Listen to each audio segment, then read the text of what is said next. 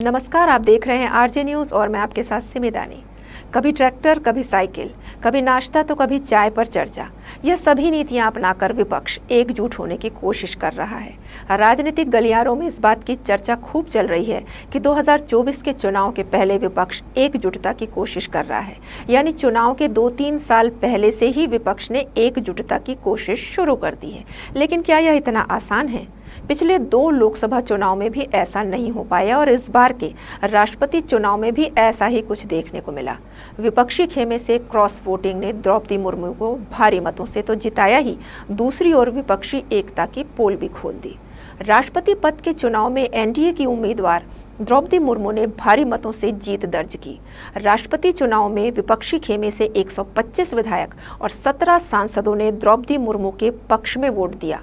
Cross voting ने न सिर्फ राष्ट्रपति चुनाव में विपक्षी उम्मीदवार यशवंत सिन्हा को झटका दिया, बल्कि मोदी सरकार के खिलाफ विपक्षी एकता की पोल भी खोलकर रख दी। वैसे तो एनडीए उम्मीदवार द्रौपदी मुर्मू की शुरू से ही विजयी होने की उम्मीद थी, लेकिन विपक्षी दलों ने विपक्षी एकता का दम भरकर यशवंत सिन्हा को चुनाव मैदान में उतारा था। इसके बाद भी न विपक्ष पूरी तरह से एकजुट रहा और न ही यशवंत सिन्हा को समर्थन करने वाले दल अपने विधायकों को क्रॉस वोटिंग करने से रोक पाए।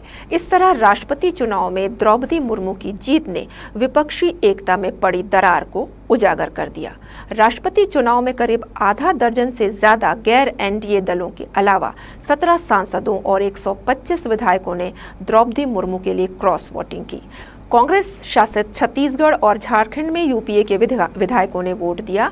आसाम में 22, मध्य प्रदेश में 20, बिहार छत्तीसगढ़ में 6-6, झारखंड गुजरात में 10, महाराष्ट्र में 16, मेघालय में 7, हिमाचल में 2, गोवा में 4 विधायकों ने द्रौपदी मुर्मू के पक्ष में मतदान किया।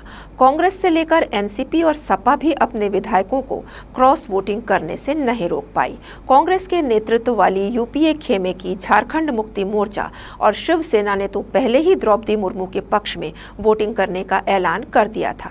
विपक्ष यहां नाकामयाब रहा। वह ऐसा कोई भी उम्मीदवार खड़ा नहीं कर सका जो सारे विपक्ष की पसंद होता। वहीं दूसरी तरफ एनडीए ने द्रौपदी मुर्मू के नाम का ऐलान किया, जो देश के इस सर्वोच्च पद पर काबिज होने वाली पहली आदिवासी और दूसरी महिला हैं।